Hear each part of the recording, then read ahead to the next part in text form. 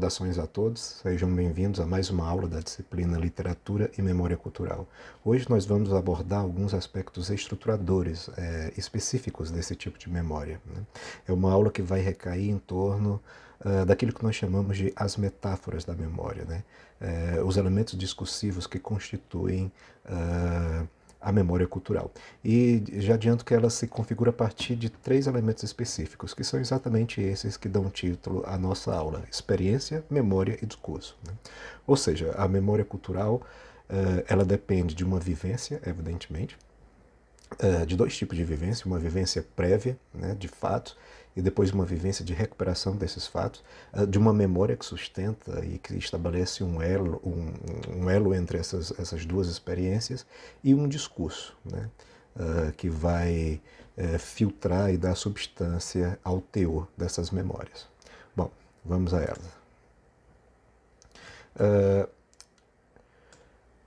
Antes mesmo de falar especificamente da memória cultural, é interessante ressaltar que nos estudos gerais da memória, a preocupação em frisar o tempo, em reter ou, no mínimo, em preservar determinadas experiências ao longo do tempo, é tarefa que vem de longa data, né?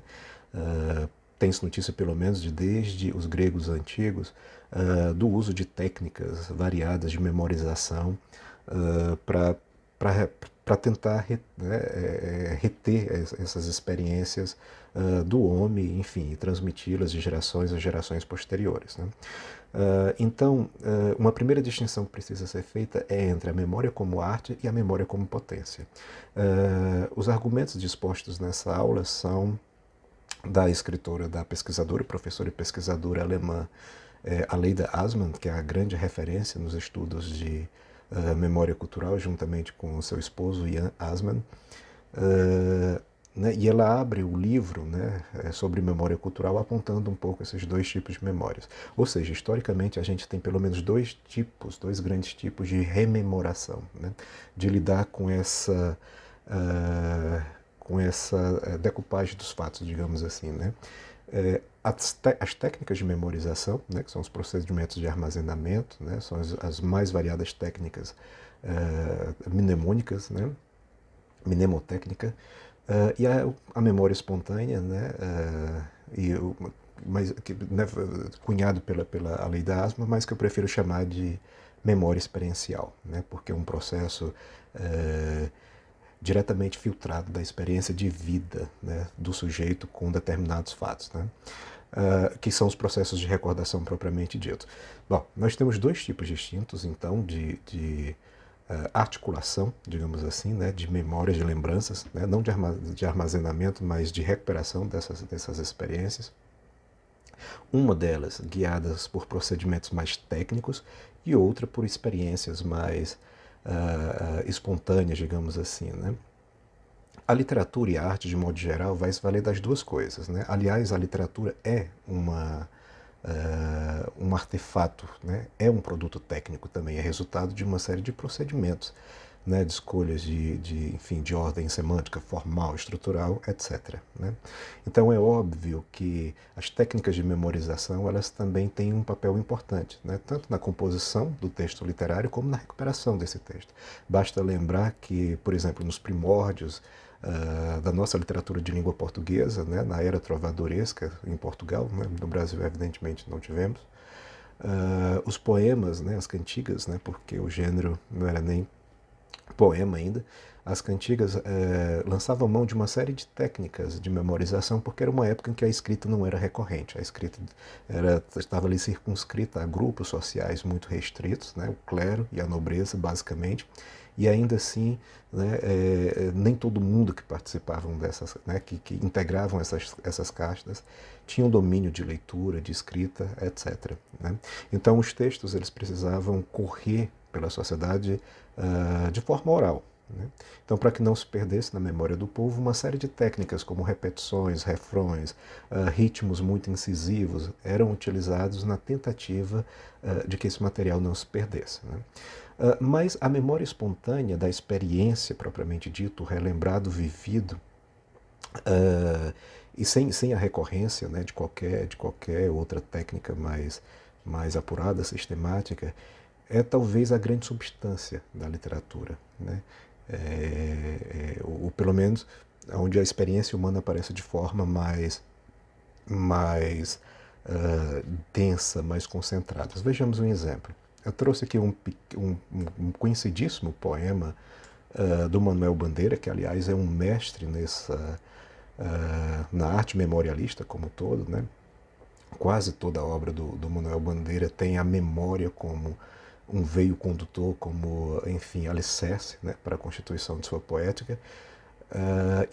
Esse poema ilustra muito bem, né, o que seria essa memória experiencial, né, uma memória de vida que se sobrepõe a qualquer tipo de técnica, né, mais artificial. Né? O poema diz o seguinte: quando eu tinha 6 anos, ganhei um porquinho da Índia.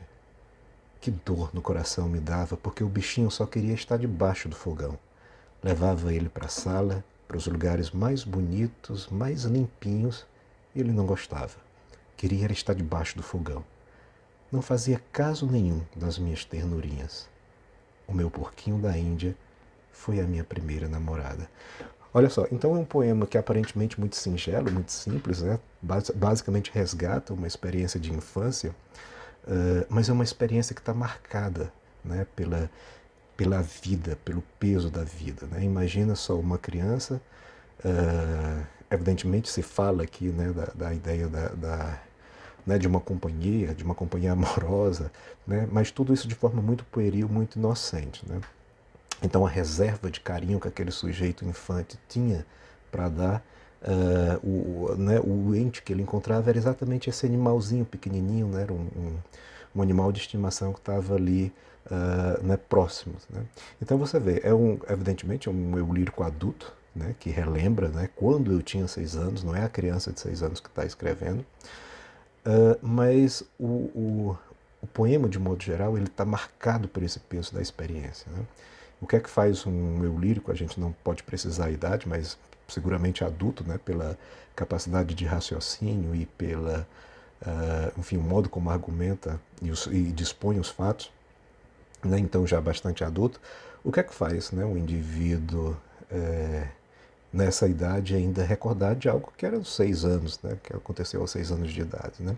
E uma cena relativamente simples, cotidiana, né, que é o amor que se dedica a algum animal, e talvez aquele seja o amor mais denso, mais imperialista do mundo para aquele sujeito especificamente. Né? Então o poema todo, né, ele tem um tom de ternura. Né?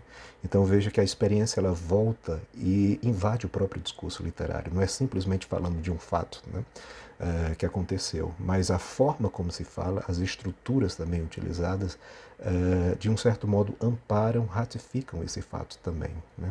Então é um tipo de memória que não se presta a técnicas de memorização. É uma experiência gravada na alma. Né?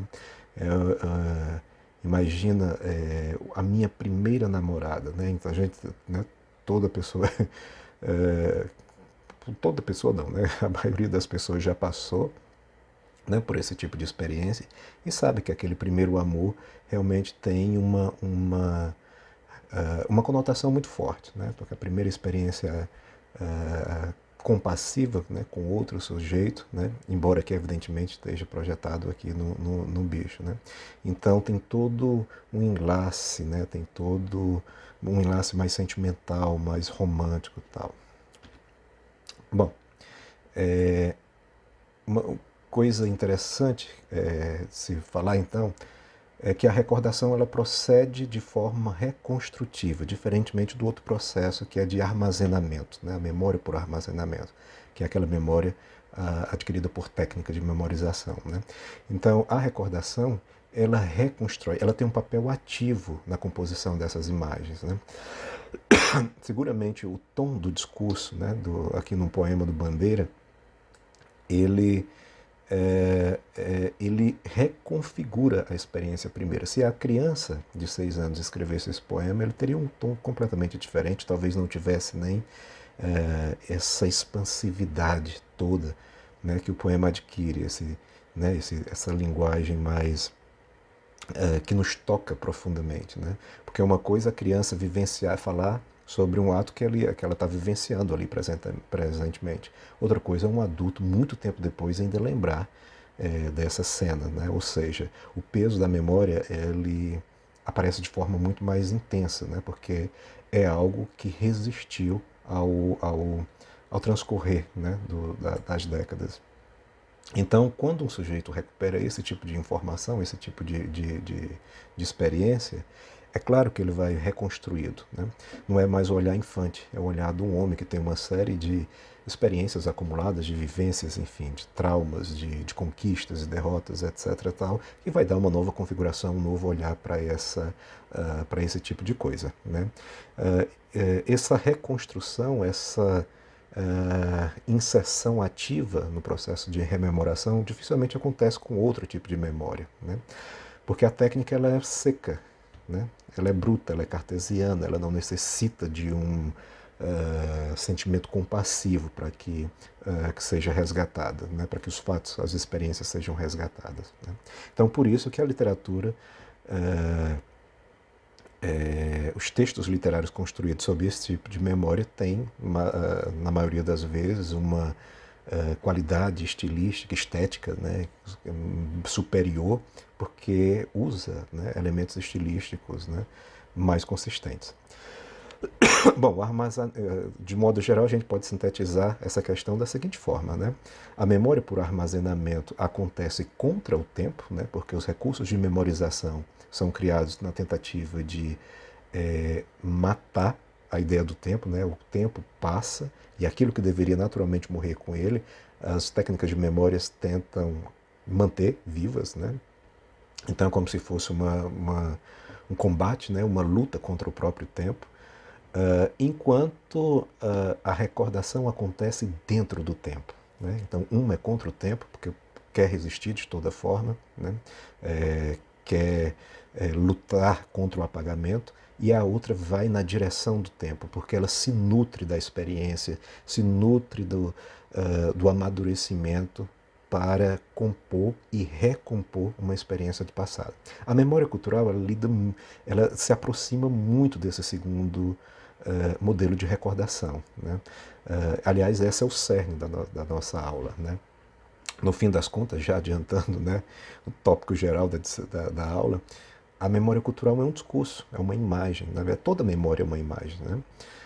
E como qualquer imagem, ela é construída também. Ela é construída por sujeitos através de discursos. Né? Evidentemente, não é construída do nada.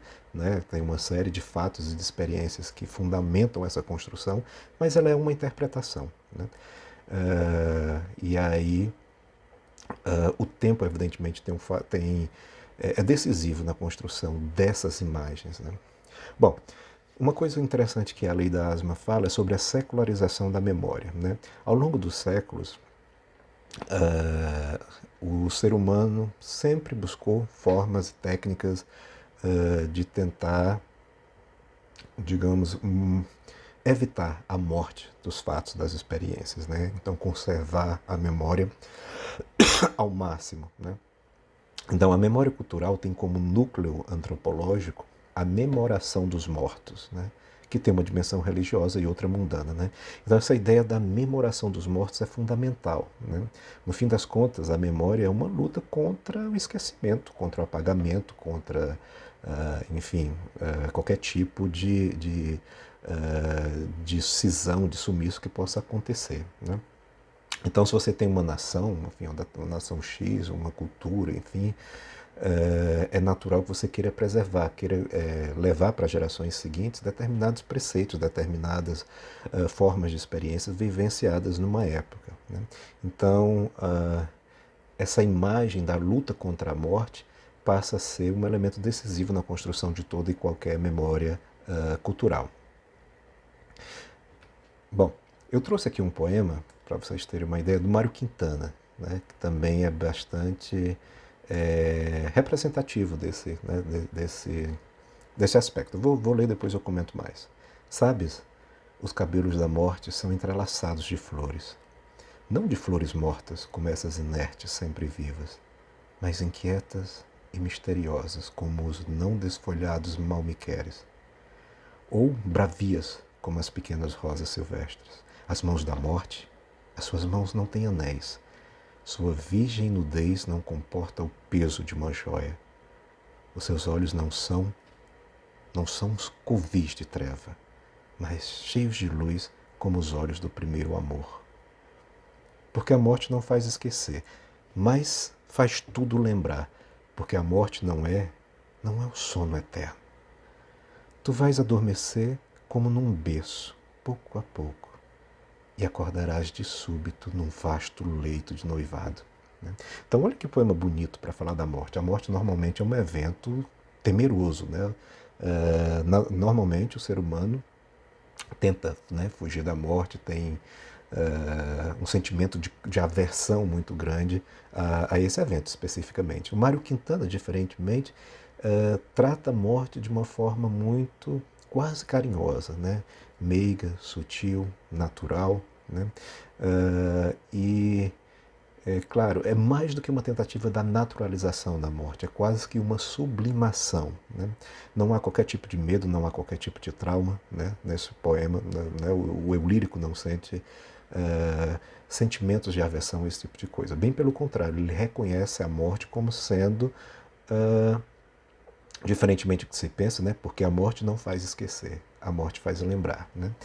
Então, para o eu lírico, a morte é exatamente o contrário do esquecimento, do apagamento, do fim. Né? A morte é basicamente o que eterniza o que se morre. Né? Se a gente pensar bem, né, quando um ente querido morre, quando a pessoa muito importante morre, ele ganha um pouco esse ar de eterno. Né? O corpo deixou de existir, a experiência concreta material evidentemente não acontece mais. No entanto, as memórias, os discursos, enfim, as experiências vividas por esse sujeito circulam de outra maneira e, querendo ou não, a gente arranja um jeito de manter esses entes queridos vivos ao nosso redor. Né? Então, provavelmente todos já tenham experienciado, né, vivenciado algum fato, alguma experiência de morte próximo na família, entre amigos, etc. Tal. E a gente vê como a gente consegue, a gente vai preservando determinadas coisas na tentativa de manter uma presença, né, daquele sujeito. Né? Seja determinadas roupas, objetos que eram muito característicos, né? Sei lá, livros, lembrando de determinadas cenas né? Quando a cena lembra o sujeito, né, que se foi. Né? Então tudo isso é uma forma de se afirmar também a presença da morte na nossa vida, né? De forma quase que natural. Né? Então, é por isso que se diz que ela tem essa dimensão quase que religiosa. Né? A morte, ela eterniza os seres. Né?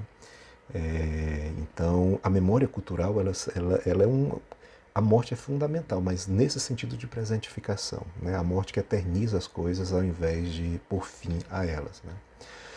Bom, no fim das contas, o que precisa ser ressaltado é o seguinte, né? O poder que a memória humana tem sobre a morte e sobre a destruição. Né? Embora a morte tenha essa capacidade de manter viva determinadas coisas, mas a nossa ação, a nossa praxis social é uma tentativa de driblar as consequências negativas da morte, né? Exatamente, que seria o apagamento, o fim, etc. Tal, né? E a memória é fundamental nisso, porque se alguém próximo da gente morre, ou então, enfim, alguém que seja muito importante para um determinado grupo social morre, você não vai ter mais a experiência material, o encontro, o toque, etc. Tal, mas a memória que nós tivemos com essas pessoas, elas não se apagam ou se apagam muito lentamente. Né? Às vezes a gente lembra muito mais de pessoas que morreram do que pessoas que estão próximas aqui, né? Que são vizinhas, mas não fazem sentido algum, né, para a vida do sujeito. Então é isso, né? A memória é uma tentativa de sobrevivência ao longo dos tempos. Por que é que hoje nós lembramos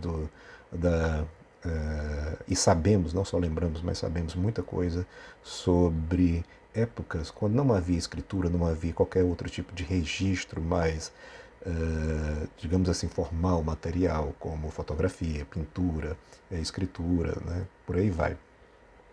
Porque alguém vivenciou fatos com essas pessoas, alguém contou a outra pessoa E essas histórias foram passando de boca em boca, as experiências foram mantidas vivas, né? Então é um fio condutor. É a teoria do narrador, do Walter Benjamin, sobre a qual eu já falei para vocês, né?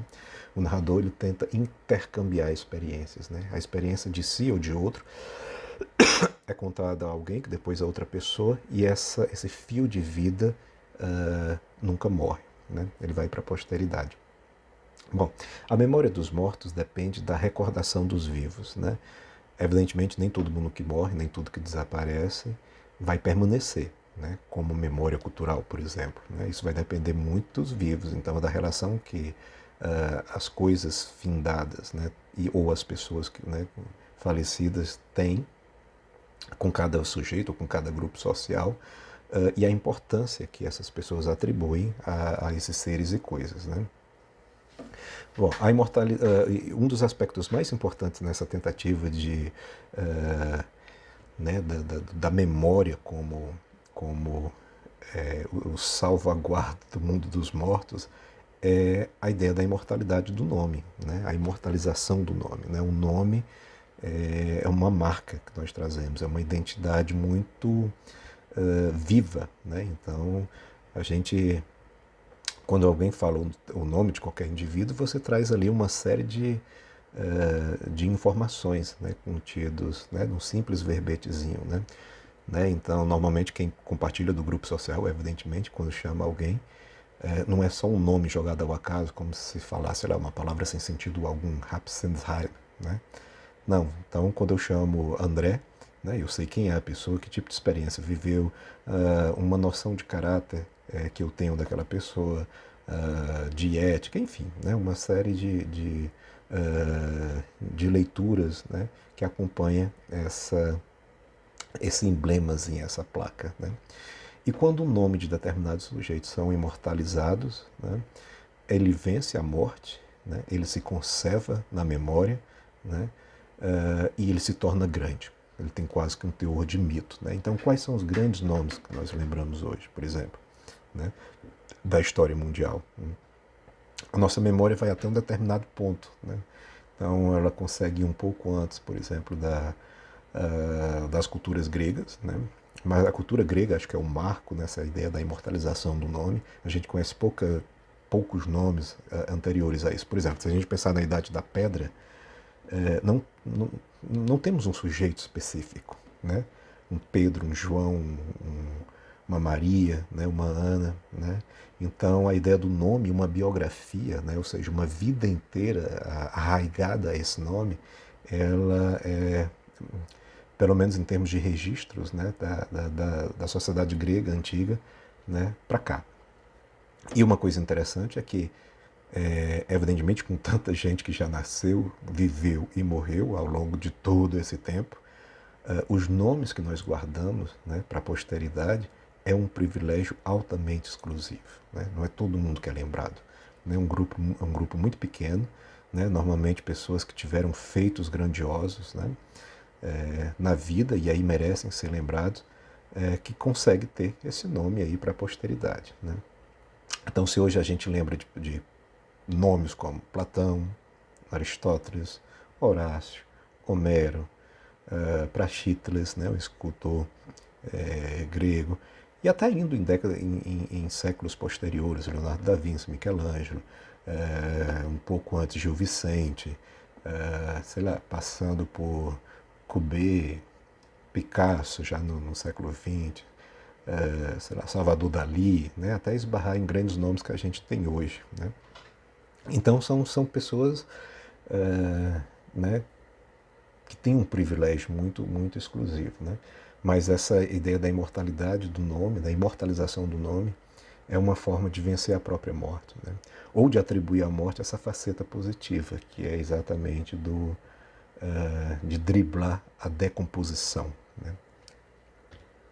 Bom, diretamente ligado a esse aspecto, né, da morte e tal, a gente vai recair um tema que é bem caro assim para essa discussão, que é a ideia da fama, né? Ora, se um nome é imortalizado, significa que ele, né, tem uma fama, ele tem né, uma razão, né, de existir. Né? Então a fama é a forma mais garantida de imortalidade. Né? Homero teve fama, por exemplo. Né? E é engraçado que Homero é uma construção discursiva, né? Então, assim, ele pode nem ter existido enquanto pessoa. Homero é uma criação, né, que é, né, feita pela crítica, pelos teóricos, para abarcar esse conjunto de textos, né, né, as epopeias, né, que andava soltos. Primeiramente era transmitido de forma oral, tal. Então, como toda grande obra precisa de um autor, criou-se um autor para esse conjunto de textos aí da Antiguidade Clássica. Mas, enfim, a gente teve uma série de outros nomes, né? Por exemplo, Leonardo da Vinci, o Renascimento. O Renascimento gerou grandes nomes para a sociedade, né? Michelangelo, o Rafael, o Leonardo da Vinci. Né? Então, esses indivíduos, pode dizer que eles são imortais, né? O Bach, por exemplo, né? Então já se passaram aí século XV, XVI, XVII, XVIII, XIX, XX, XXI, 5, 6 séculos, né? De, né, de existência, e a música de Bach continua conhecida por todos, continua atual. Né? Quando a gente vê, por exemplo, cantores que lançaram músicas há 2, 3, 5 anos atrás, a gente sequer, né, lembra do acorde principal da canção. Né? Então, quando você adquire uma fama, evidentemente por consequências, né, ou da vida que levou, do trabalho que exerceu, ele consegue driblar essa decomposição do tempo, né, essa morte gerada pelo tempo. Então, ela se orienta para o futuro, enquanto a memória se volta para o passado. Isso é uma coisa interessante, porque são dois caminhos que parece que não se cruzam. No fundo, eles estão altamente embutidos. Né? Então, a fama almeja o futuro, né? Almeja o reconhecimento para a posteridade. Né? Quem quer ter fama quer ser reconhecido, enfim, eras e eras depois. A memória é um processo de recuperação de algo que se passou. Né? Então, de repente, essa junção de memória com fama, né, na composição, na ideia de memória cultural, ela parece ambígua, mas ela não é. No fim das contas, ela é um jogo dialético de temporalidades. Né? Então, assim, se perguntássemos, a memória cultural, ela está mais voltada para o passado ou para o futuro? As duas coisas. Né? É um passado, é uma recuperação do passado com vistas à composição, à criação de determinados paradigmas do futuro também. Né? Então, vamos pensar, sei lá, em uma aula passada eu falei da culinária japonesa, que é uma das grandes marcas da memória cultural do país, né, do Japão. Então, é óbvio, essa memória da culinária, do fazer, né, de como produzir o alimento, de como processar, das técnicas utilizadas na alimentação propriamente dita, de como comer, elas vêm de um passado muito antigo. Mas é um passado que está sendo constantemente renovado. Né? Então, a culinária japonesa, seguramente, há projetos, né, das políticas de cultura do país que tentam, né, jogar essas experiências para o mais longe possível do futuro. Né? Ou seja, quanto mais tempo ela perdurar, melhor. Mais ela vai dar essa noção da identidade cultural daquele povo. Né? E no fim das contas é isso que a memória cultural quer, de um certo modo. Porque a memória cultural é algo que identifica, né, a terra, né, aquela nação. Né? Então, quanto mais tempo ela perdurar, quanto mais tempo ela for reprocessada, quanto mais tempo ela for orientada, mais solidificada ela fica. Né? Bom, o poeta ocupa um papel muito importante. Né? Por que a gente está falando nisso tudo de fama e tal? Né? Porque o poeta ele desempenha um papel fundamental na construção dessa fama. Né? Ele é um cultor da fama. Né? Então ele exerce uma função memorial para a sua cultura. Hoje em dia a gente perdeu um pouco a dimensão dessa função social, histórica, né? Né, que o poeta tinha dentro de uma sociedade. Por exemplo, em sociedades muito antigas, em configurações na antiga história, na Idade Média também, existia uma figura muito importante, né, em toda a sociedade, basicamente, que era do bardo. Né? O bardo era um poeta, né, que criava cantos onde a vida, a grandiosidade daquela nação e a vida dos grandes homens era de um certo modo, festejada, era reconhecida e era passado para a posteridade. Então, de modo que, sei lá, 3 gerações futuras né, que nascessem, e evidentemente as pessoas, né, sobre os quais esses cantos falam já não vivem mais, elas saberiam, né, quem foram os responsáveis pela criação daquela sociedade, quem foram os responsáveis para que para que essa sociedade tivesse uma característica A, B, C ou D, etc. Né? Então é como se o bardo, no fim das contas, fosse um guardião da cultura. Então vejo que é uma função muito nobre, né? E muito poderosa, porque se a gente pensa que a realidade é uma construção discursiva, o poeta tinha nas suas mãos a capacidade de criar um mundo. Né? A gente vai discutir essas questões um pouco mais à frente, né, que é a ideia da formulação das memórias. Né? Então, assim, né, já discutimos também um pouco antes, né, nem tudo que a gente que lembra, nem tudo aquilo que a gente lembra é o que de fato aconteceu. Né? Então, muita coisa é reformulada, é reestruturada, é reorganizada e é inventada. Né? Como a memória ela só se processa através da construção de uma imagem, então, essa imagem ela pode ser completamente construída, né, no sentido ficcional mesmo da coisa. Né? Por isso a importância dos poetas, né? Para a solidificação, né, dessa identidade de uma determinada nação. As epopeias normalmente desempenharam essa função, né, ao longo dos séculos. Se a gente pegar um exemplo mais próximo, que são os Lusíadas, né, normalmente o canto de abertura das epopeias já prenunciam essa ideia né, do desejo de exaltar a própria terra e de que permitir, né, que o mundo conheça as grandezas, né, por ela, né, desempenhadas. Né? Então, os Lusíadas, no fim das contas, é uma propaganda, né, do poderio econômico, né, cultural, de Portugal, né, que está sintetizada ali na figura de Vasco da Gama, né, e de seu desbravamento dos mares. Né. Uma coisa muito interessante também, que é uma peculiaridade da cultura portuguesa, é que o caminho traçado por Vasco da Gama é também um caminho de abertura feito pelo cristianismo. Né. Vasco da Gama é uma materialização, né, do cristianismo. Então, as terras por onde ele passa são catequizadas. Né. Então, o Vasco ele enfrenta, assim como enfrentou Ulisses, a fúria de deuses, né, da mitologia grega. Né? Mas o ato de vencer esses deuses, metaforicamente, designa que o cristianismo, né, suplantou a antiga forma de se pensar e né, de se pensar os mitos, né, e a realidade, né, através de mitos. Né? E aí, essa marca peculiar da sociedade portuguesa, que é a religiosidade muito acerbada, acaba sendo disseminada ali naqueles versos.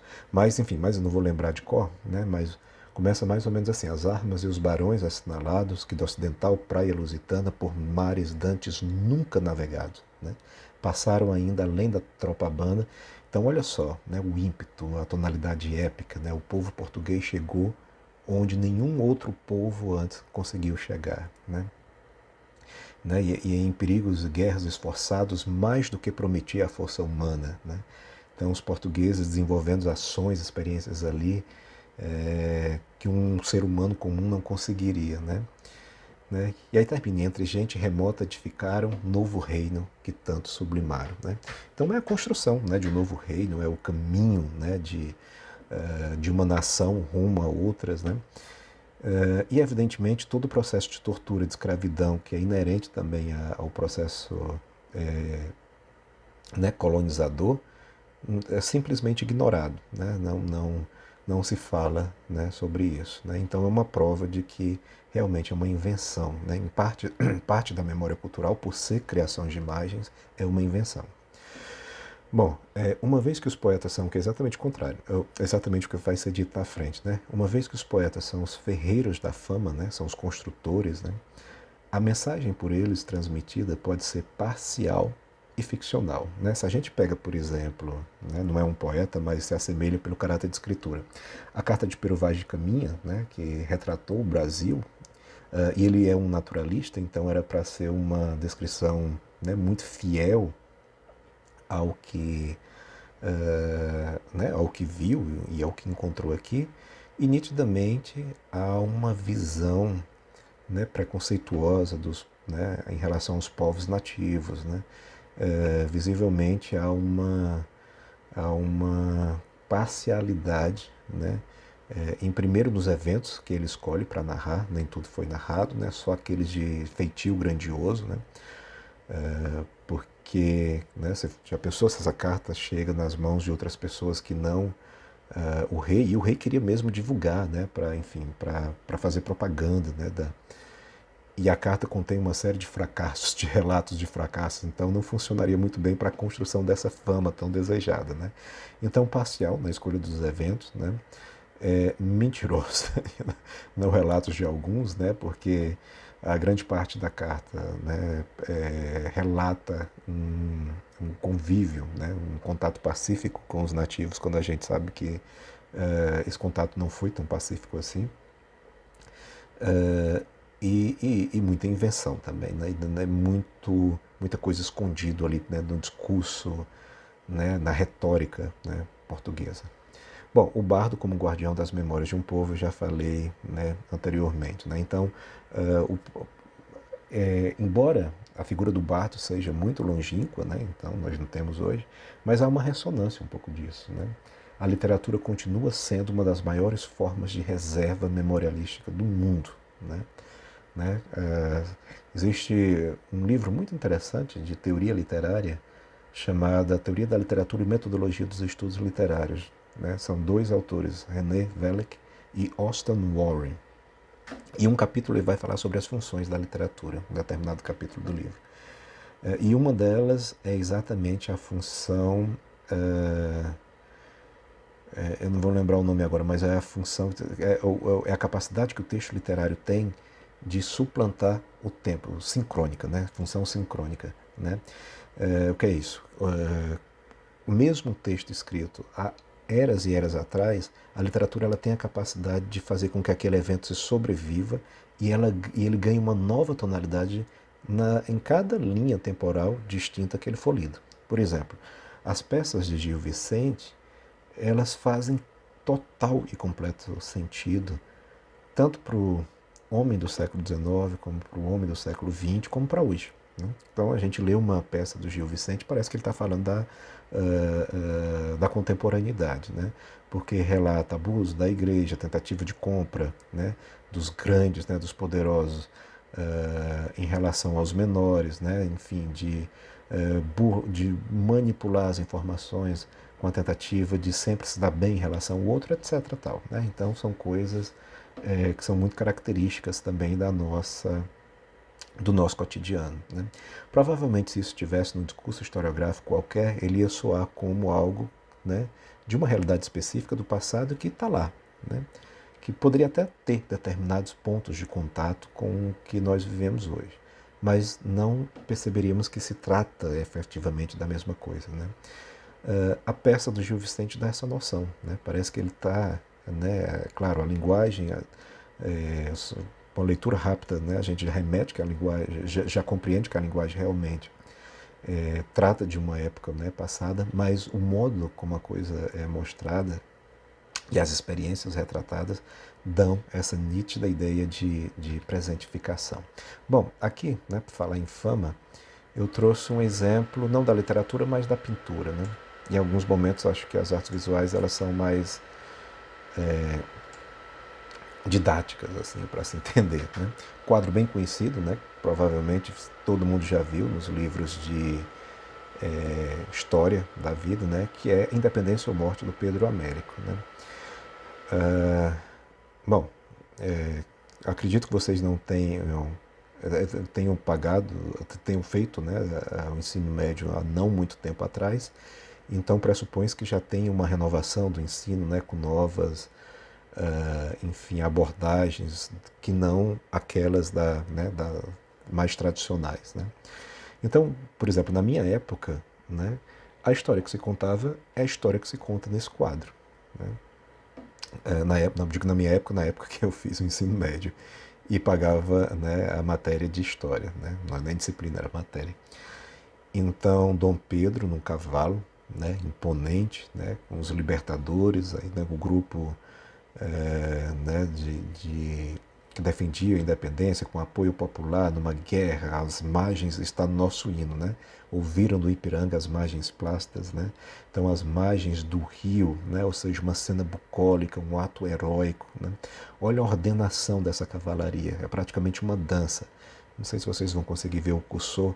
O quadro, do ponto de vista estrutural, é absolutamente magnífico, né? Porque é um giro que a gente dá, né, pelo olhar, e esse giro termina exatamente no centro, né, que é a figura do imperador com a espada erguida, né, no nítido gesto de ímpeto, de glória e de conquista. Né? A cena tem toda uma tonalidade brasileira, né? A época era muito exaltada, por exemplo, a natureza, né, exuberante, enfim, e espalhada por todo o local, né, então contrasta aqui com uma certa simplicidade de uma construção, né, como se nós tivéssemos o universo da construção e o universo natural que domina praticamente toda a cena, né, um céu limpo, claro, né, que dá também essa ideia né, de glória, de ímpeto, né, e uma água levemente aqui passando por baixo. Né? Bom, com o passar do tempo, a gente sabe que essa história, né, tem alguns pormenores que precisam ser revistos. Né? Então, muita coisa, né, que não faz muito sentido. Né? Essa batalha da independência durou dias. Né? Então sabe-se que o Dom Pedro não usava o cavalo, mas um burro, porque aguentava mais a jornada pesada, com uma série de mantimentos, de armamento que precisava ser levado com a tropa. Né? Agora, evidentemente, não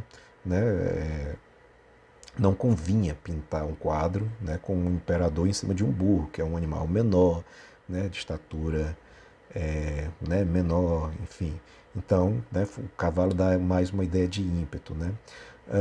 A vestimenta, né, que se faz aí era bem mais simples do que essa que está sendo retratada, né, porque com o calor infernal dos trópicos, né, não havia possibilidade de você ter um fardamento, né, muito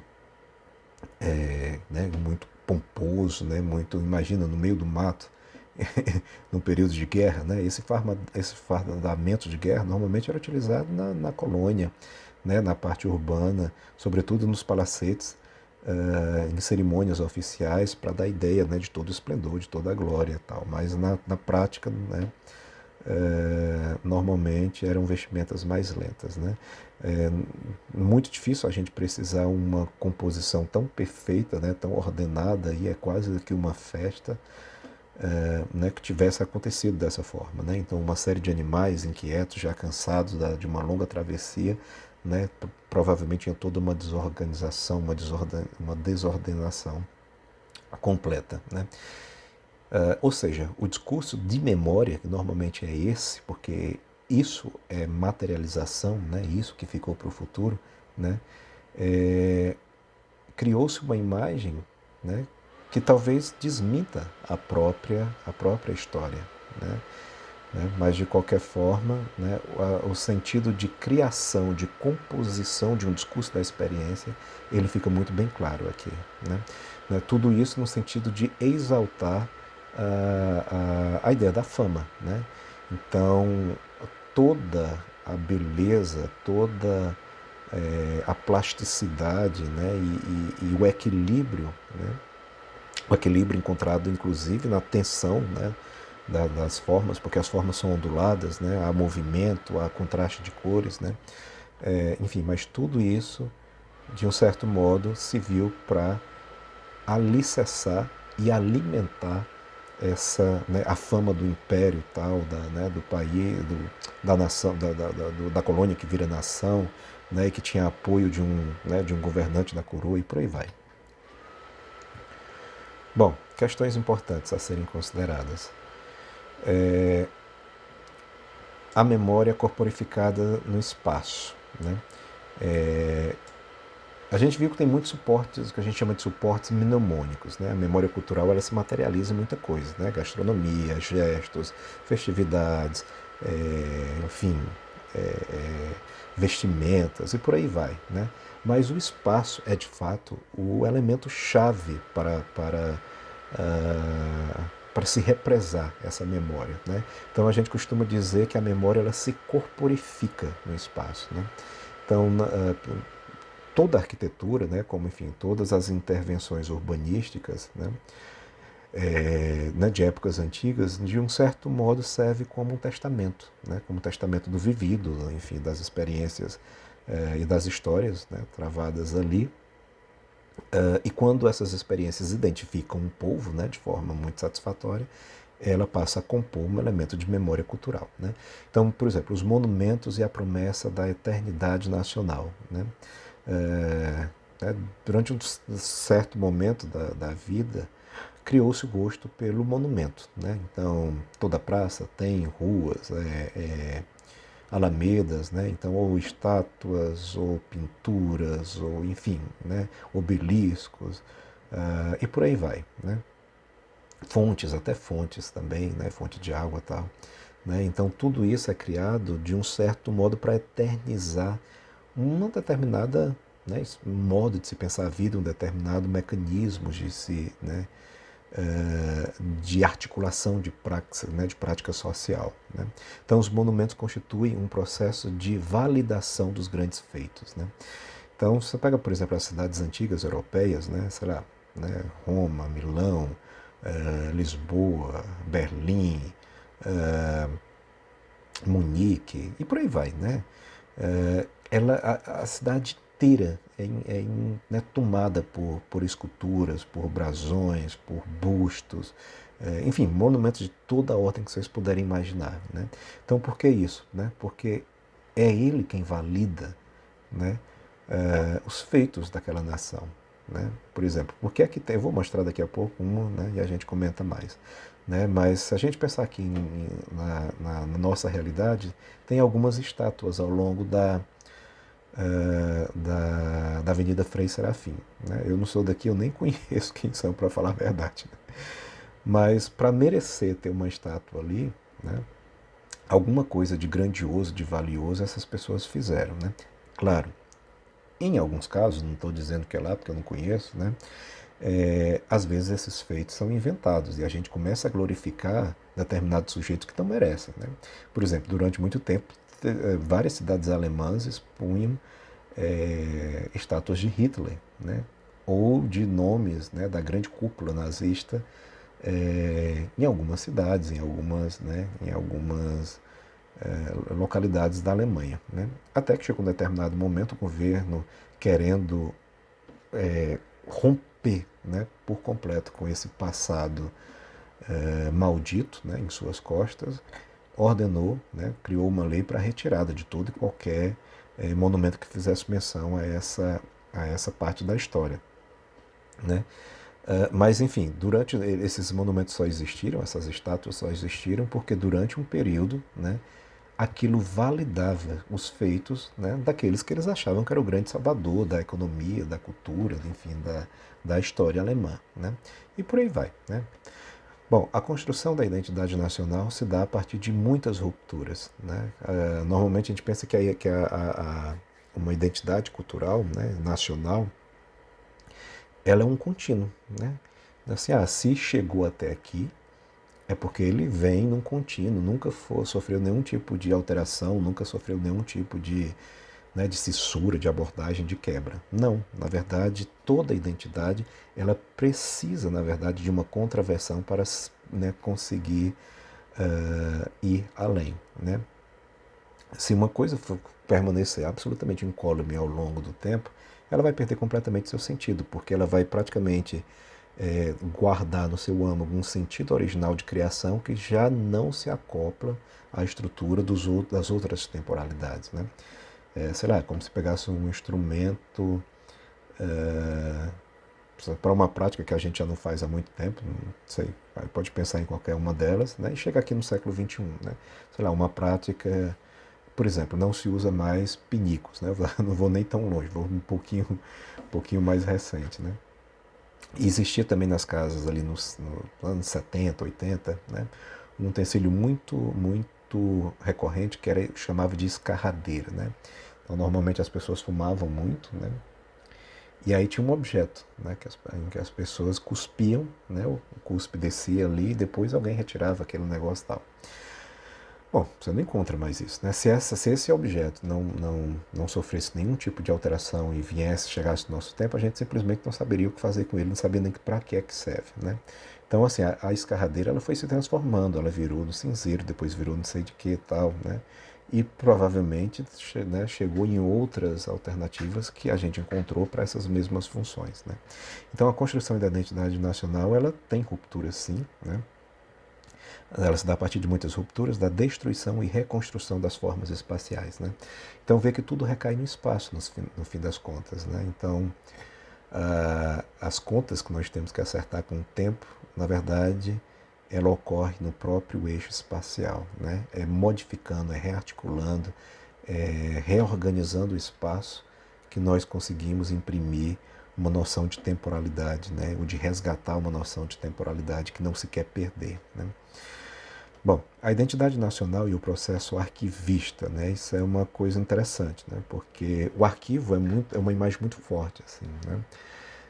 Normalmente, se você quer lembrar de alguma coisa, se você quer resguardar alguma coisa, você arquiva, né? Arquivar não no sentido de deixar num local para nunca mais ser resgatado, né? Mas de dar um lugar de descanso para ele, né? Para que ele fique ali, o dia que eu precisar, eu vá buscar esse arquivo, né? Então, as relíquias do passado favorecem a criação de lendas, né? Porque normalmente essas relíquias são arquivadas, né? E o arquivo ele está ali num meio que consciente profundo, ou seja, eu não vivo com ele diariamente, então vai chegar um determinado momento que eu vou perder um pouco a referencialidade do arquivo, e mais em um determinado momento ele pode ser resgatado, né? E a referencialidade ela é meio que perdida, ele é reatualizado, né? Então, quando isso acontece, né, e as coisas ficam fora de contexto, normalmente a matéria do arquivo se torna uma lenda, né? Então, por exemplo, Napoleão Bonaparte se tornou uma lenda, né, durante muito tempo. Né, então, houve um corte ali, né, entre o que aconteceu e algumas décadas, alguns séculos depois a figura é retomada e fica tudo muito nebuloso, né? A gente não sabe, não tem dados suficientes, né, para retomar todas as experiências, e aí você vai construindo uma imagem a partir desses pedaços, né? Ou, sei lá, figuras muito mais antigas, né? Tentar me lembrar que o próprio Jesus Cristo, por exemplo, se existiu, né? Então é uma figura que virou uma lenda, né? Sabe-se que o cristianismo ele foi criado muito tempo depois da suposta morte de Cristo, né? Caso tenha existido. Né? Ou seja, há um lapso de tempo enorme entre a pessoa, né, que né, meio que conduziu, né, que deu as diretrizes ali do primeiro passo e as pessoas que levaram efetivamente à frente aquele projeto, né? Aí já filtrado por outros interesses, né, enfim, já como em comunhão com determinados sistemas absolutistas, né, ou seja, que dá uma cara completamente nebulosa também para a construção de tudo, né? Mas é exatamente esse lapso de tempo e esse arquivamento, né, de informações resgatadas só muito a posteriores que faz com que essa experiência tenha um caráter lendário, né? Tem uma natureza lendária, né? Bom, tudo isso, uma coisa muito interessante, né, de se estudar, né, nesse aspecto do espaço, né, é que a gente vai conseguir ver o passado em ruínas, né? Há quem diga que o espaço desculpa, o tempo é a última dimensão do espaço, né? Então, nos estudos mais clássicos, a gente vê que o espaço tem profundidade, né, altura, largura, comprimento, né? Profundidade, altura, largura, comprimento, 4 dimensões. O tempo seria a quinta dimensão, que é um que atravessa, né, internamente todas essas estruturas, né? Então, se a gente pensar bem, né, o tempo ele pode ser medido, ele pode ser visto, ele pode ser fotografado, ele não é uma abstração, né? Normalmente se faz um contraponto entre espaço concreto e tempo abstrato, né? As duas coisas são indissociáveis, né? É como o verbo ser e estar, por exemplo, que em muitas línguas eles usam uma única forma verbal porque não existe a possibilidade de você ser alguém sem estar em algum lugar, né? Ou de você estar em algum lugar sem ser alguém, né? Alguém não está em algum lugar não sendo ninguém, né? E ninguém, a pessoa é alguém sem estar em algum lugar, né? Então são noções que são completamente interdependentes. O do tempo e espaço também, né? É por isso que um dos teóricos mais importantes da nossa área, o Mikhail Bakhtin, tem um estudo fabuloso, um livro, né, que é uma teoria do romance, na verdade, e que ele propõe a estudar exatamente essa comunhão de espaço-tempo, a que ele chama de cronotopo, né? Crono, tempo, topo, espaço, né? Ou seja, para o Bakhtin, tempo histórico e formas espaciais, elas não se dissociam. Então você pensa no castelo, por exemplo, que é um dos cronotopos apontados por ele, né? É um espaço, né? Evidentemente, tem toda ali a configuração espacial, mas é um espaço que nele está embutido um senso histórico muito forte. Não tem como você pensar no castelo sem pensar nas relações temporais desenvolvidas no castelo, né? Da Idade Antiga para a Idade Média, para o regime absolutista, para o tipo de relações desempenhadas ali, né, entre a realeza, né? Então, ou seja, é uma noção temporal que está embutida, né? Não há como se pensar no castelo com, sei lá, e associar ao mundo tecnológico ou então à abertura do capital, né? Coisas dessa ordem, né? Então, são formas que estão, de um certo modo, presas a seu tempo. Como não há como a gente pensar, por exemplo, numa sala de rede de computadores de vigilância, né? De manutenção, acho que é isso que se chama, né? Computacional, e achar que isso faz parte de um contexto de Idade Média, né? Então, é um espaço que está ligado ao tempo da contemporaneidade. Sim, então o que é o bom nessa história? Porque o tempo ele se materializa no espaço. E aí você consegue ver, por exemplo, quando uma pessoa está envelhecendo, né, o corpo é um espaço, é um tipo de espaço também, né, ele tem um senso de espacialidade, né? Então, o envelhecimento do corpo nada mais é do que a própria grafia do tempo, né, que o tempo exerce sobre um determinado tipo de espaço. Uma casa em ruínas, uma construção em ruínas, uma praça que é demolida, tudo isso é, né, uma linha de tempo que está sendo ali materializada numa forma espacial. Então, para a memória cultural, que lida, né, de forma bastante intensa com essas duas questões, tempo e espaço, né, esse cruzamento é fundamental, né? Por isso que a lei da Asman vai recorrer basicamente à leitura de espaços para falar, né, para expor a sua teoria, né, de memória cultural, os espaços da recordação. Bom, eu falei aqui bem rapidamente, ó, por exemplo, aqui é uma foto do Recife antigo, né? Então há todo um senso histórico, em primeiro lugar, na construção das casas, né? Então não é, por exemplo, você não vai atribuir a esse conjunto arquitetônico um senso de modernidade, ou de contemporaneidade, ou de pós-modernidade, né? As formas utilizadas por essas temporalidades são outras, né? Preferência pela madeira, pelo vidro, pelo concreto armado, né? Aqui a gente tem alvenaria, né, maciça, né, um desenho mais clássico, né, diferente das linhas muito objetivas e retas que marcam a nossa época. O poste de iluminação, né, muito adornado, né, diferente da iluminação muito rápida, simplista, né, que a gente tem, né? Um trilho, né, deixa eu ver se consigo marcar aqui, um trilho de bonde aqui que passa, né? É um tipo de meio de transporte que não, né, que também não diz muito hoje para nossa temporalidade, pelo menos aqui na América do Sul, no Brasil, sobretudo. Você vai para a Europa, esses transportes ainda são muito operantes, né? Enfim, né, tem toda uma distribuição de cores aqui também que não é muito comum, né? Então, normalmente as paletas da modernidade e da pós-modernidade são mais diretas, né? São mais nudes, né? Tem, né? Como essa daqui, né? E quase que incolor, né? Porque o vidro se bem que a grande maioria desses vidros tem uma película azulada, né? Mas, o excesso de vidro nas grandes cidades, né, apaga quase que por completo essa ideia da coloração, né? Então a ideia da cor, né, de cores diferentes da casa, está muito ligado também a um passado colonial, né, que explorava em demasia, né, esses contrastes, né, até esbarrar, né, numa edificação aqui que parece ser uma igreja ou coisa, né, do tipo, que também não, né, ondulada, né, cheia de adornos, né, que não condiz muito com o tipo de construção hoje em dia. E aqui uma estátua equestre, né, que é uma forma de perpetuar a fama, né, é do Marco Aurélio, né, então grande imperador romano, né, conhecido. Então, na própria Roma antiga já se tinha essa ideia de deixar marcas pela cidade, né, dos feitos históricos daquela nação e das pessoas, né, evidentemente, que conduziam esses feitos. Então a gente sabe que por trás das conquistas do Império Romano há planos sanguinários, né? Milhões de pessoas morreram, mutilação de todo tipo de ordem, dominação de todo tipo de ordem, né? Mas né, sabia, né? Era a propaganda, né, da época, que era o marketing, né? Que se utilizava na época, né? Então pinturas, esculturas, né? E uma série de coisas era feita em homenagem a esses povos todos.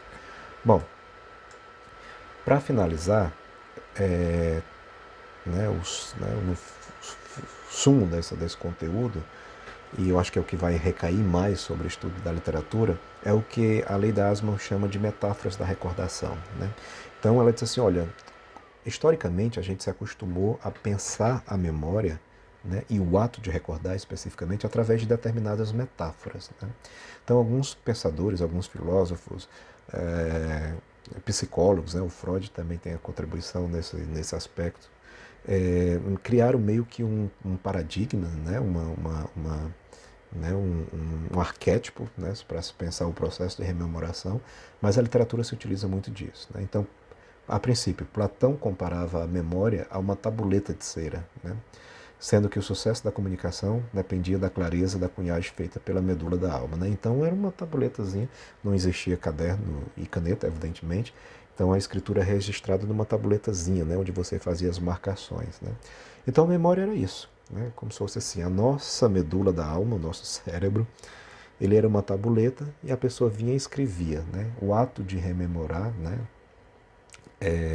a memória em si, né, tanto o registro como a futura decodificação, ia depender né, de quem escrevesse, né, na nossa cabeça. Então seria alguém diz uma mensagem, eu retenho essa mensagem, né? Basicamente isso, ou seja, praticamente uma interação muito imediata. E aí o sucesso da comunicação vai depender, né, de como essa mensagem chegou até a pessoa, né, que é como a cunhagem foi feita, né? Né? Então, não só o modo como a informação foi proferida, mas o modo como a pessoa também recebeu essa informação, né? Então, se falou-se com absoluta clareza e objetividade, e a pessoa, né, que recebeu a informação recebeu também sem nenhum tipo de entrave maior, então a cunhagem foi feita de forma absolutamente perfeita e esse fato ficaria registrado na memória, né? Lembrando que isso são metáforas, né? Não vamos pensar que tinha uma tabuleta, não, né? É mais ou menos aquela comparação que a gente faz com o ensino, o tipo de ensino, né? Que a pedagogia usa muito, né? Daquele que você despeja o conteúdo na cabeça, como se a cabeça do aluno fosse um balde, né? Ou seja, não há troca, não há interação, é só despejando conteúdos, né?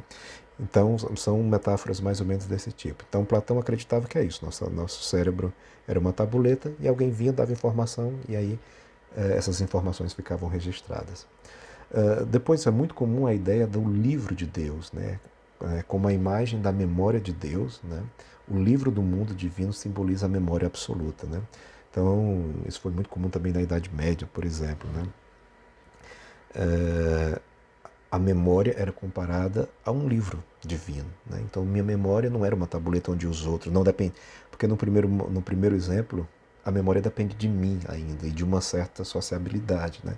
De mim em relação com o outro, né? É como a informação é dada, como ela é recebida. Aqui não, a memória é uma dádiva, né? É um presente de Deus, não há interferência de qualquer outra ordem a não ser a divina, né? Então é como se nossos cérebros e o processo de memorização fosse um livro, né? Onde estaria aí, né, dado por Deus uma memória absoluta e caberia, né, lembrar de absolutamente tudo, né? Então a imagem é o próprio Deus, né? A memória é o próprio Deus, né? Uma coisa interessante é que há uma conotação sexual no ato de escrita, né? Diferentes épocas, né? falou-se sobre isso, né? Porque o dispositivo de escrita é masculino, né? Se eu pego uma caneta, por exemplo, hoje em dia, ele tem um formato fálico, né? E o papel, como não tem nada, ele está virgem de escrita, ele tem uma conotação feminina, né? Então, o ato de escrita ele é como se fosse uma relação sexual, né? E a memória, né? Porque o escrever na minha memória, é isso que está sendo, que a imagem fala no fim das contas, é como um ato sexual em que você tem, né, um masculino e um feminino, eles se fundem e daí gera um ser, né? Que é a lembrança, né? Então, os nossos filhos nada mais é do que uma lembrança de que, né, ele vem de dois mundos, né? Tem uma parte do elemento A e uma parte do elemento B e por aí vai, né? Então essa ideia da conotação sexual foi muito explorada também, né? O João Cabral tinha um poema, até procurei aqui, não encontrei, que dizia assim, né? Escrevo no papel ainda virgem de escrita, né? E aí o lápis, a caneta vem para desvirginar, vem meio que para irromper a virgindade dessa página em branco, né? Bom, é recorrente também a ideia da imagem como palimpsesto, né? Que é aquela sobreposição de camadas que você vê independentemente, né? Em que cada camada vai interferindo na outra, mas sem nunca apagar o que está embaixo, por exemplo, né? Você chega, por exemplo, e apaga uma coisa, mas não apaga completamente, que fica uma marca, né, na camada de baixo. E aí a memória é como se fosse esse palimpsesto, né? Um refúgio de impressões imortais e incorruptíveis, né? Onde você vai, aí coloca uma outra informação, acumula, coloca uma em cima da outra, né? Quem está em cima, evidentemente, tem um peso maior de rememoração, mas a que está embaixo, embora seja de difícil acesso, ela nunca é completamente extinguida.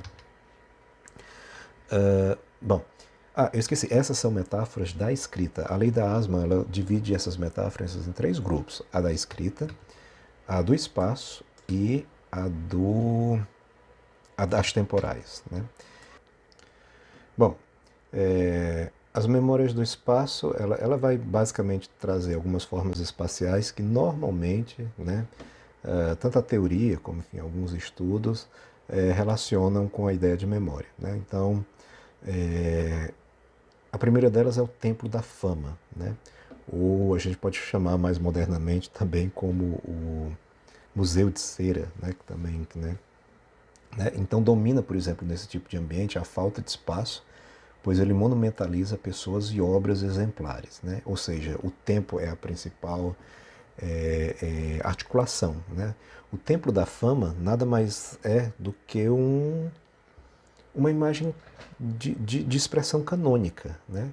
Então, quem faz parte da fama? Quais são os elementos que merecem, os indivíduos, né, ou as situações que merecem serem lembradas na posteridade, para a posteridade, e que tenham esse caráter, né, de fama? Então, normalmente é uma escolha, porque não dá para escolher os atos, não dá para eleger todos os atos de todos os indivíduos ao longo do tempo, né?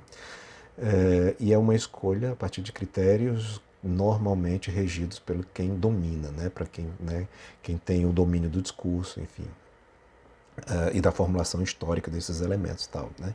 Então, por isso que a gente diz que ele tem uma natureza canônica, porque só o cânone tem fama, né? E como o que está se tentando represar, que é esse caráter do tempo, né? Porque, ou seja, você quer que um indivíduo, por exemplo, hoje, né, ele tem ainda notoriedade, sei lá, 220, 30, sei lá quantos séculos atrás. Se a gente pega, por exemplo, aqui, né, a estátua de Júlio César, né, há quantos séculos isso foi feito atrás, né? O Império Romano, né, ficou há séculos atrás, né?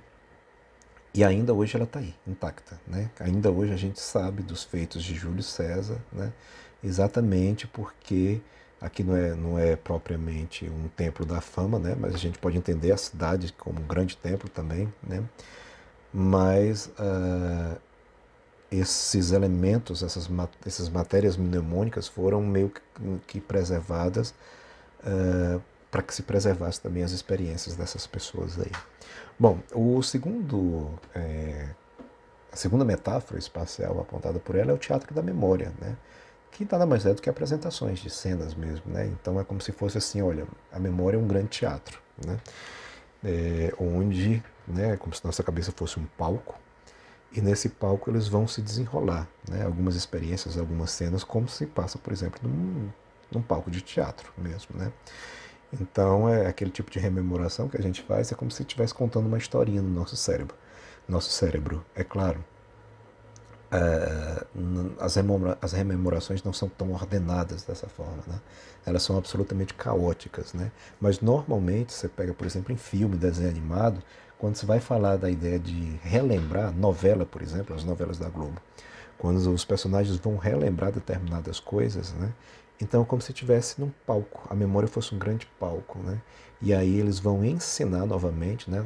Às vezes o diretor muda ali só a cor, a coloração né, da cena, da sequência, para marcar que é uma memória, né? Mas aí o indivíduo lá, né, apresenta as cenas naquele palco ali que é a sua cabeça e tal. Bom, outra imagem que é bastante recorrente também para se falar da ideia de memória é a biblioteca, né? Porque a biblioteca é um grande arquivo, no fim das contas, né? Você tem obras ali, né, de diferentes temporalidades, séculos, né? Você tem, dependendo da biblioteca, evidentemente, você pode encontrar livro do século 2, 3, 4 e por aí vai, né? Então, enquanto o Templo da Fama ele é caracterizado pelo cânone e ele é dominado por uma certa,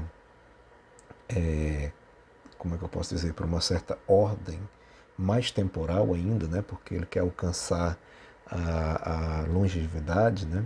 A biblioteca, embora tenha essas diferentes temporalidades, né, em cada um dos volumes tem lá, mas ela é muito mais dominada pelo espaço, né? Então, esse espaço anuncia que se salvou no decorrer do tempo, né? O tempo está represado em um determinado espaço. O Templo da Fama não, né? É um espaço que aponta para uma temporalidade, né?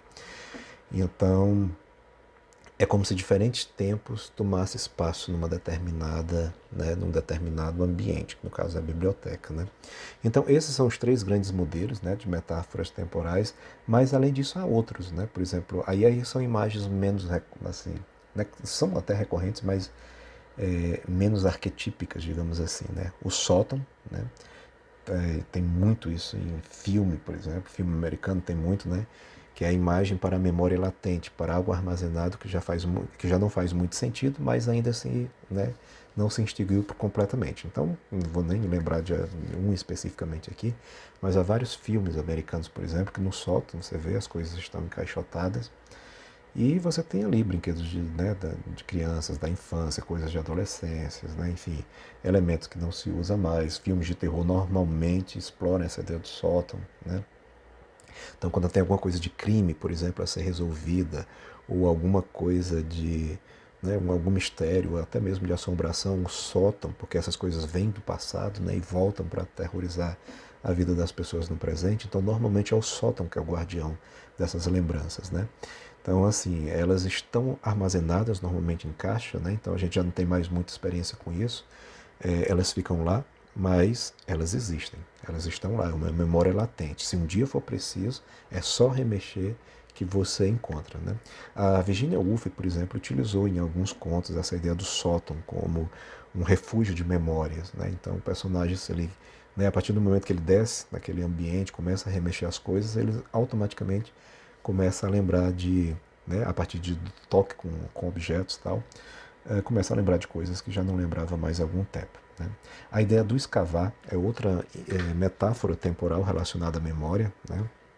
Então a categoria da profundidade, né, representa a categoria da profundidade e sua capacidade de armazenamento inacessível, né?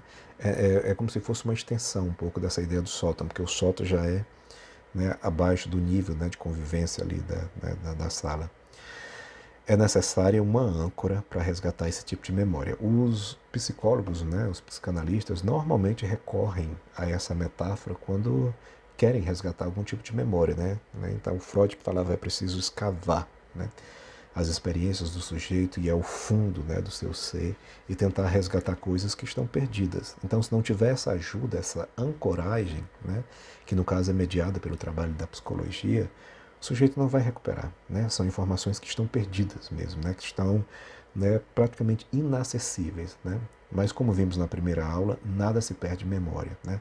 Ele pode ficar no armazenamento assim, profundo, numa espécie de almoxarifado, né, tem o nome de arquivo, né, de arquivo morto, mas a pasta está ali, né? Se for necessário, tiver uma boa ancoragem, evidentemente consegue se recuperar com uma certa, né, precisão e objetividade que se quer.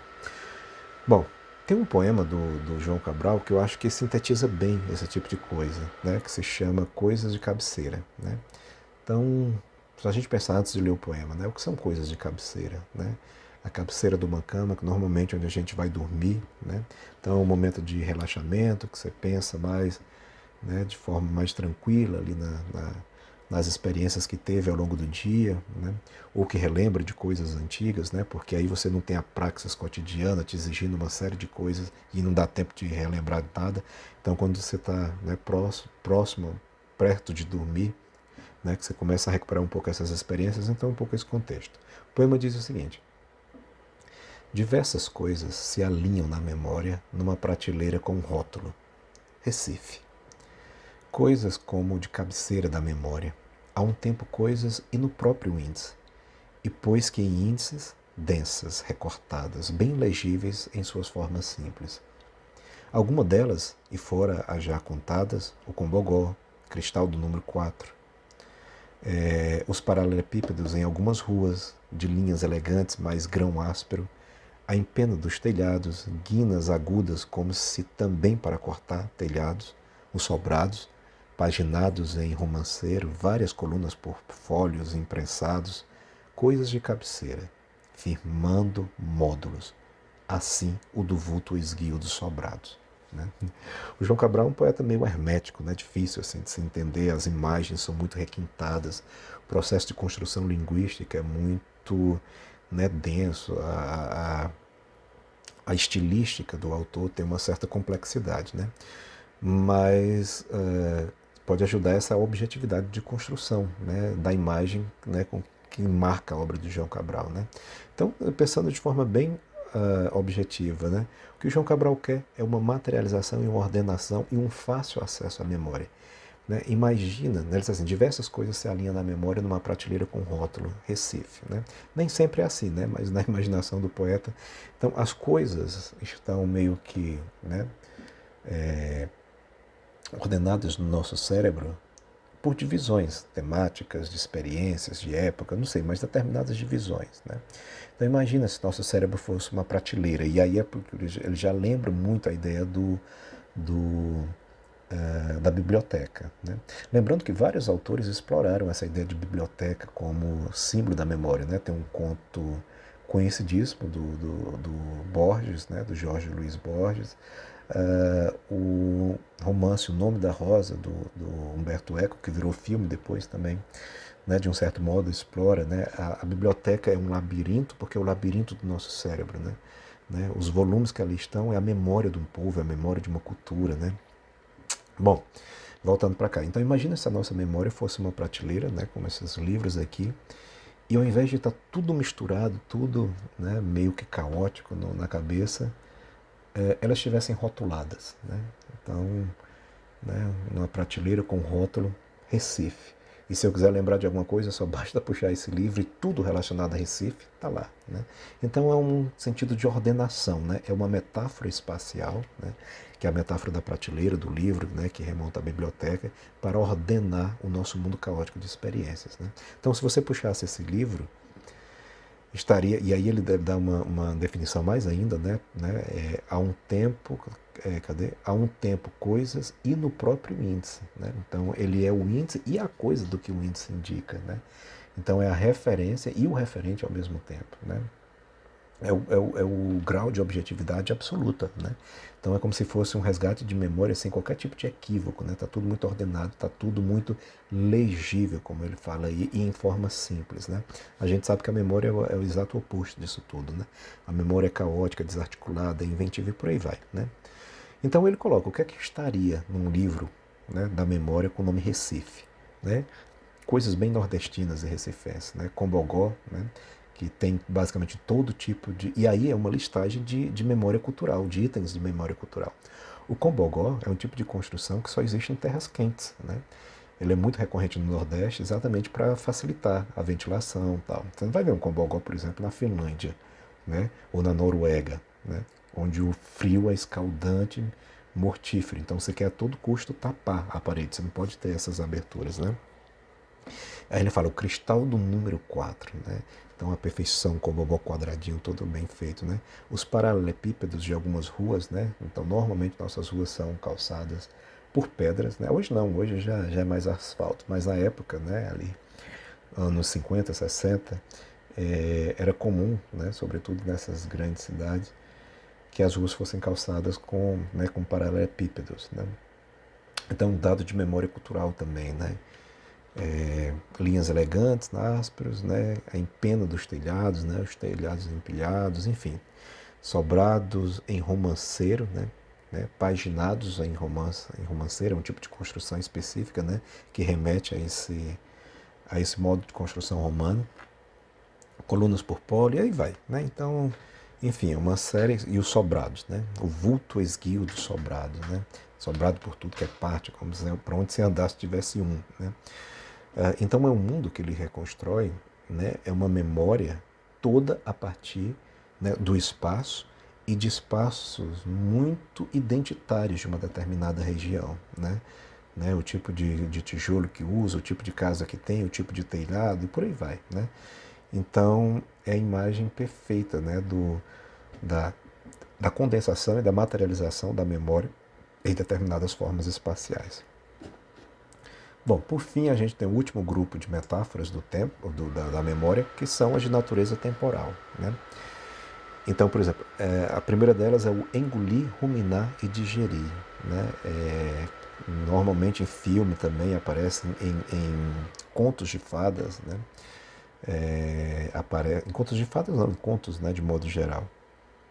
Aparece muito essa ideia né? Porque o tempo é reconfigurado entre a experiência vivida e a experiência lembrada. Se a gente pensar sobretudo no ruminar, o que é o ruminar, né? Você pega a vaca, por exemplo, que é o mais conhecido animal, né, de digestão ruminante, né? Então ele come, né? A comida vai até o estômago, ela é um pouco processada, ela volta, é remastigada e volta de novo. Então o ruminar é trazer de volta alguma coisa que já se foi, né? Então é uma metáfora muito precisa para a ideia da memória, né? Porque a memória nada mais é do que o resgate de alguma coisa que já passou, né? Então o engolir, o digerir, né? É como se fosse uma experiência que passa pela nossa vida, né? E a gente vai meio que rearticulando aquelas experiências, né? E aí termina no ato de ruminar. Por isso que é um intercâmbio entre a experiência vivida e a lembrada, né? Porque uma coisa é a primeira alimentação que desceu. A segunda, outra coisa diferente, é essa segunda que volta com outra tonalidade, porque já teve o trabalho do estômago modificando essa alimentação. A memória é a mesma coisa, né? Então o fato ele desce, né, para alguma zona do nosso cérebro, e quando a gente é preciso recuperar, né, e esse fato é trazido de volta, ele vem com outra cor, com outra conotação, né, porque ele já se acomodou a determinadas estruturas, ele já se confluiu com outras memórias, né, e aí esse universo todo caótico já contaminou essa experiência, né. Bom, a ação de ruminar tem uma dimensão plástico-produtiva da recordação, né? Então é sempre ressaltando essa ideia de que a memória não é algo passivo ou o sujeito está passivo diante da memória, né? Porque muita gente pensa isso, né? Assim, o sujeito ele é só como se fosse um projetor, né? E a memória ela vem por conta própria e se anuncia como presença magnífica, né? Não tem nada disso, né? Então é o sujeito quem constrói a memória, né? Tem sempre esse caráter de construção e evidentemente beirando aí a invenção, né? Outra imagem que é muito precisa nesse contexto é a do congelamento e do descongelamento, né? Então, não lembro, tem alguns filmes assim, acho que até da Marvel, não lembro agora, né? Quando você quer conservar alguma coisa, você congela. Lembrei, tem um filme que inclusive é horrível, que é do Batman, algum dessas aí do Batman, não lembro qual, que tem um homem de gelo que a esposa faleceu e ele conserva ali numa estrutura, né? Na tentativa de conseguir uma fórmula de trazê-la de volta para a vida, né? De devolver a vida, né? Mas ela está ali congelada durante anos, né? Então, o congelamento daquele corpo é uma maneira de dizer assim, eu estou congelando a experiência, a memória, o tempo também, né? Bom, o esquecimento conserva. Existem dois tipos de esquecimento, né? O conservativo, né, que é aquele que você esquece, mas o esquecido ele está conservado em algum momento, e o dissolvente, né, ou destrutivo, que é aquele que você esquece, enfim, a unidade esquecida é, é jogada fora. Então, congelar é esse esquecimento conservativo, né? Então, assim, normalmente a gente não come a coisa que está congelada, a gente congela para, enfim, para o futuro, né? Você quer uma carne, por exemplo, uma sopa, não sei o quê, você congelou, significa que ele tá, naquele momento você não vai utilizar, não faz parte da sua experiência ali imediata, né? Mas ela está lá, né? É para eu me esquecer, né? Se eu deixar uma carne sem congelamento, eu não me esqueço, que eu estou preocupado o tempo todo que ela pode apodrecer, né? Então, com congelamento eu me esqueço. Até o dia que eu disse, preciso comer carne. E aí eu vou e tiro e resgato ela e descongelo, né? E as propriedades todas não foram perdidas, né? Então, é uma imagem realmente muito interessante para se pensar a memória. Né? Já vi isso em desenho animado, já vi, enfim, em filmes, né? Muito essa ideia do congelar. A própria, por exemplo, a Branca de Neve, embora seja um feitiço, Branca de Neve, esqueci o nome da outra. Enfim, muitas dessas princesas que são envenenadas, enfeitiçadas, e elas ficam meio quase que no estado de morte, né? No fim das contas é um congelamento, é um momento em que a vida cessa e elas ficam naquele momento inerte, né? Mas não morrem efetivamente, né? Ou seja, então há uma conservação da vida e automaticamente conservação de memória, né? Bom, dormir e acordar, né, também são outras metáforas temporais utilizadas para a ideia de memória, né? Então, o que dormiu é o que se esqueceu, o acordar é o que, né? Então, há incontáveis personagens que,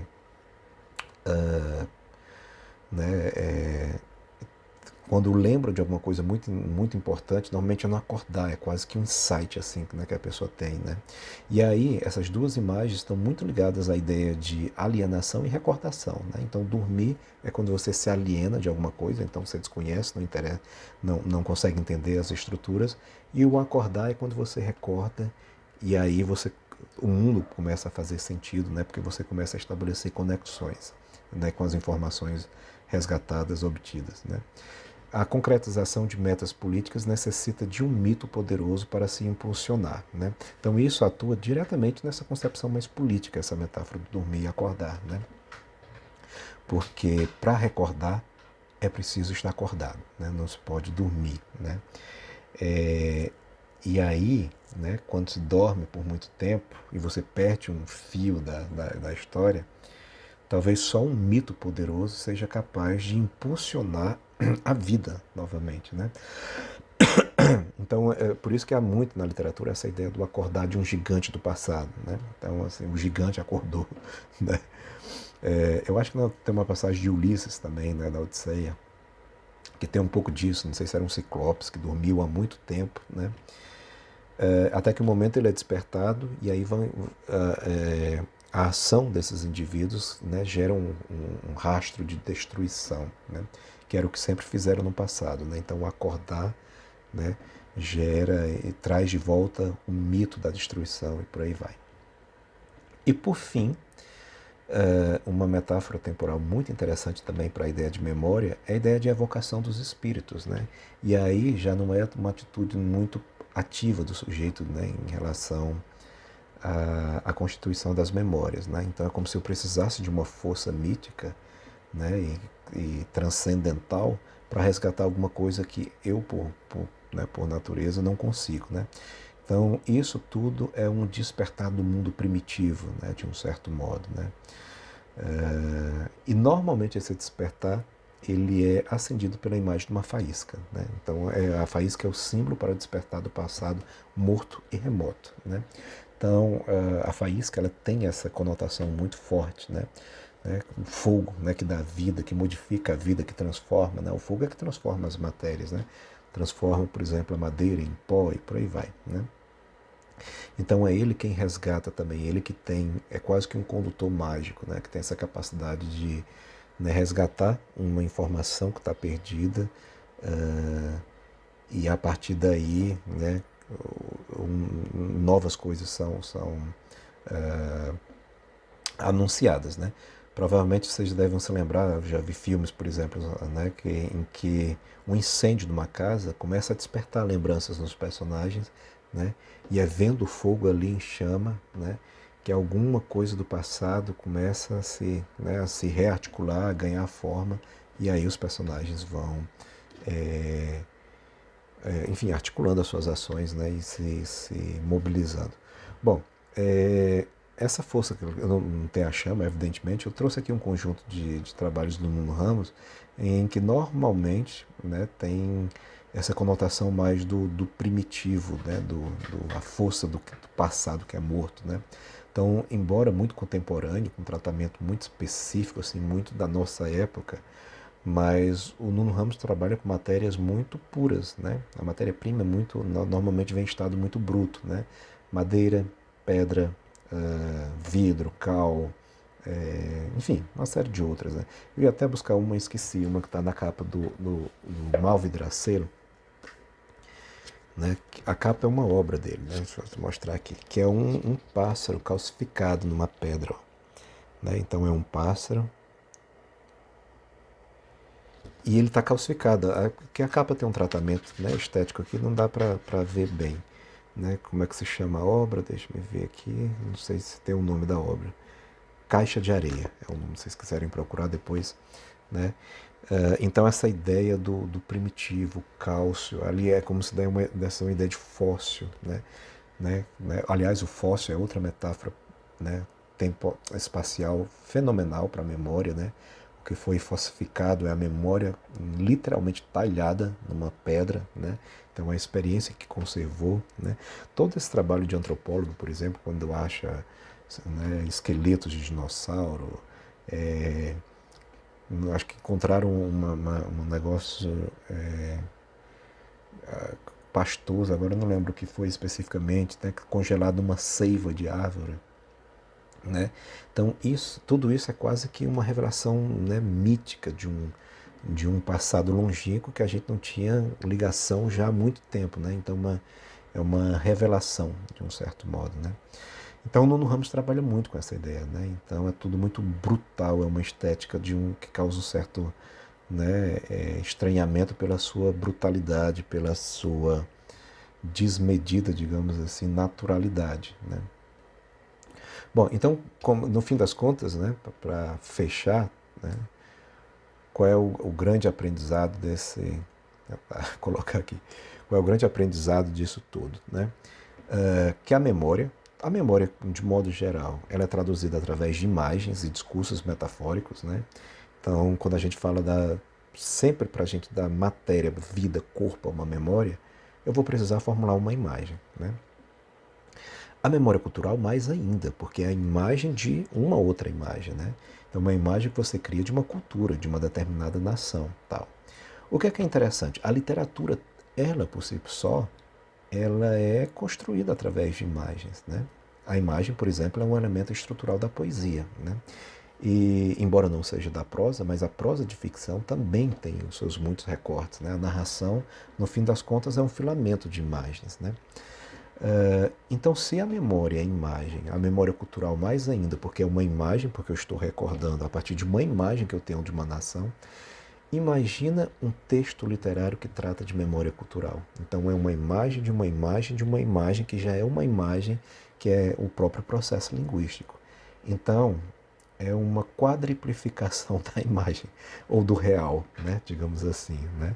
É uma realidade que é filtrada pelo menos 4 vezes de processos imagéticos, né?